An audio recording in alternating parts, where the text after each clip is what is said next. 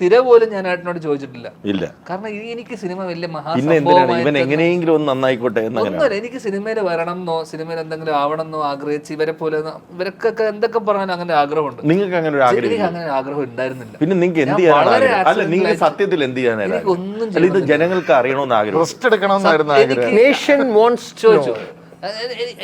ഇദ്ദേഹത്തിന് അറിയാം, പുള്ളി സിനിമയിൽ ആഗ്രഹിച്ചു വന്ന രമേശ് ഏട്ടന് ഇതേപോലെയൊക്കെ ആഗ്രഹങ്ങൾ ഉണ്ടായിട്ടുണ്ടാവും. ഞാൻ സിനിമ ആഗ്രഹിച്ചിട്ടേ ഇല്ല. അല്ല, ഞാൻ ചോദിക്കണേ, സത്യസന്ധമായിട്ട് ജനങ്ങളോട് പറയും, നിങ്ങൾക്ക് എന്ത് ചെയ്യാനായിരുന്നു ആഗ്രഹം? എനിക്കൊന്നും ചെയ്യാൻ ആഗ്രഹമില്ല. പിന്നെ നമ്മൾ എന്തിനാണ് ഇതൊക്കെ ചെയ്യുന്നത്? വെറുതെ സമാധാനത്തിൽ ഇരിക്കാൻ, ഭക്ഷണം കഴിക്കാൻ, ഈ സൗകര്യം എനിക്ക് പ്രൊവൈഡഡ് ആയിരുന്നു ഫുൾ ടൈം. പക്ഷേ ഞാൻ പറയട്ടെ, ഞാൻ ഡാനോട് ഉള്ള ചോദ്യം ചോദിച്ചു, ഞങ്ങൾ തമ്മിലുള്ള ബന്ധം വെച്ച് അങ്ങനെ പല തമാശ പറയും.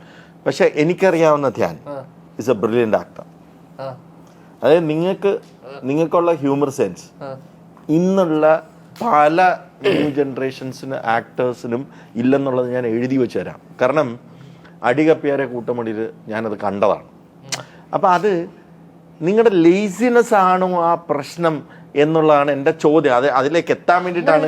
പറയാൻ പറ്റില്ല. 4 വർഷത്തിൽ ഏറ്റവും കൂടുതൽ മലയാളത്തിൽ സിനിമ ചെയ്ത, ഇന്ത്യൻ സിനിമ ചെയ്ത ആള് ഞാനായിരിക്കും എണ്ണം നോക്കുമ്പോൾ.